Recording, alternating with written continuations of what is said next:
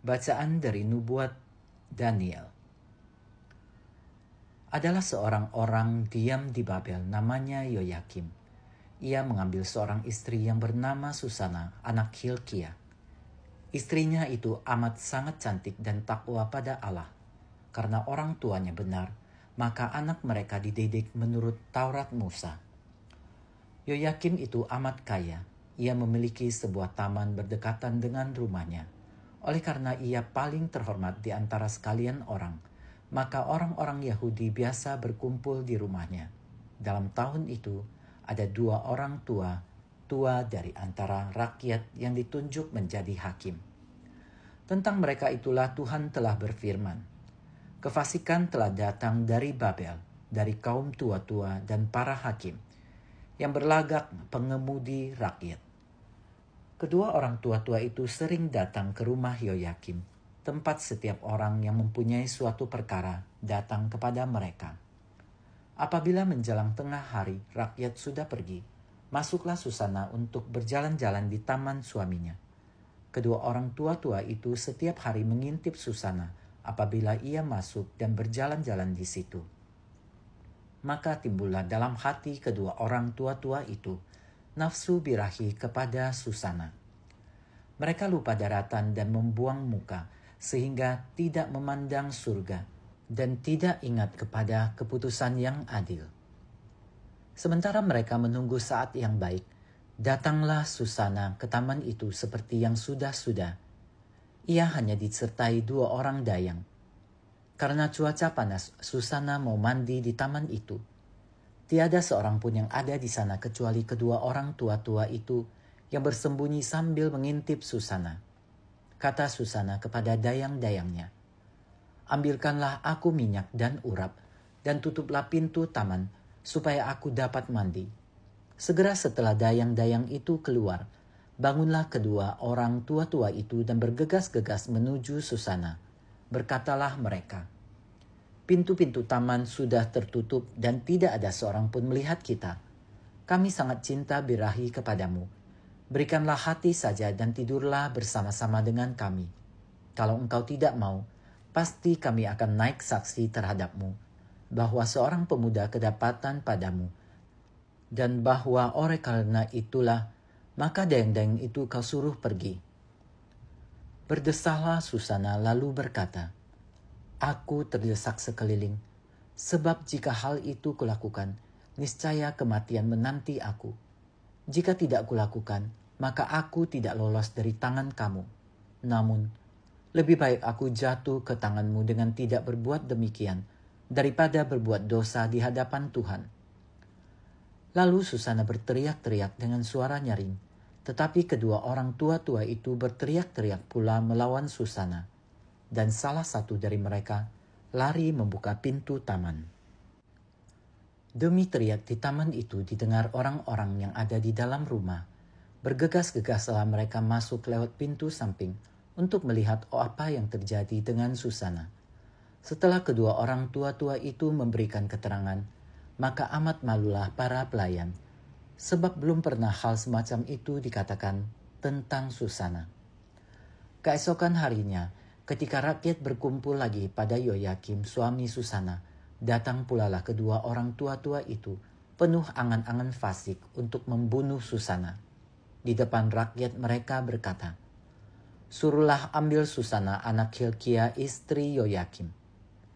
Maka diambillah Susana. Ia datang disertai orang tuanya, anak-anak dan kaum kerabatnya. Sanak saudara dan semua yang melihat Susana menangis.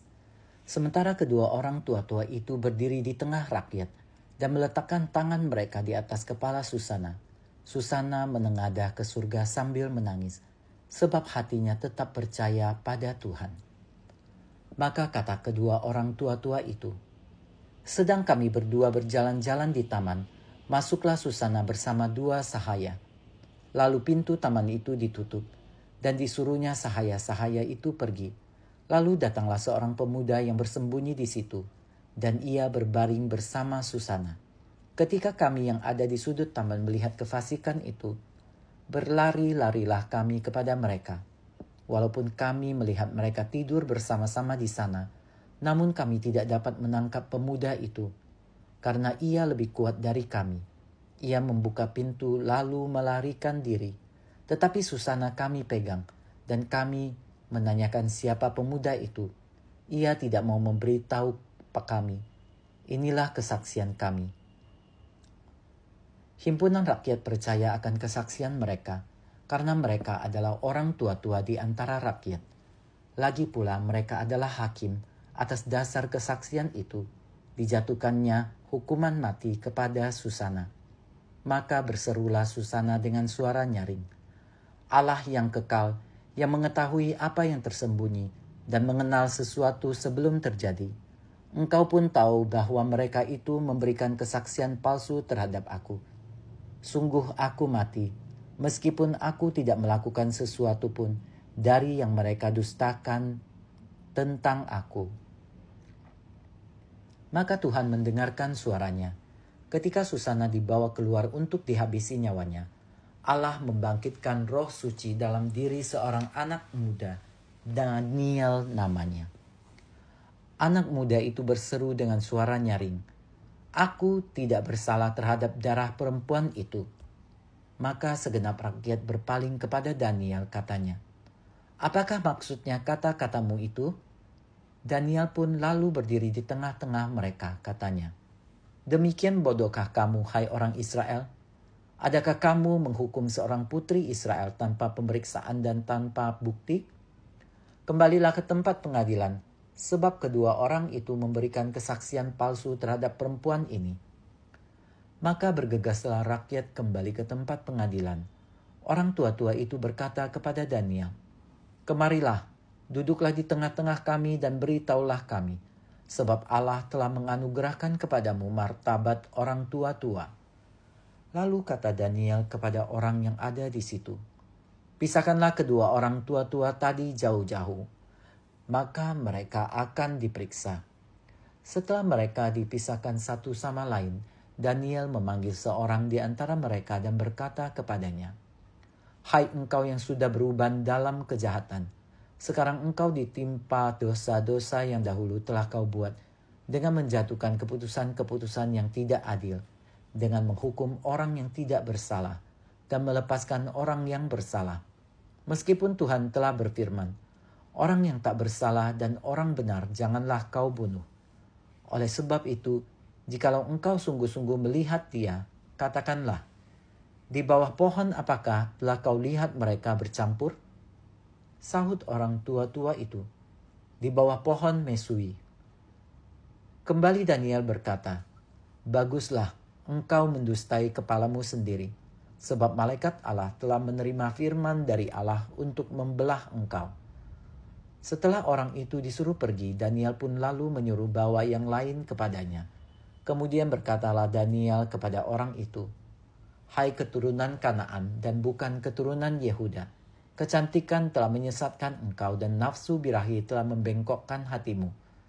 Kamu sudah biasa berbuat begitu dengan putri-putri Israel, dan mereka pun terpaksa menuruti kehendakmu karena takut. Tetapi putri Yehuda ini tidak mau mendukung kefasikanmu. Oleh karena itu, katakanlah kepadaku, di bawah pohon apakah telah kau dapati mereka bercampur?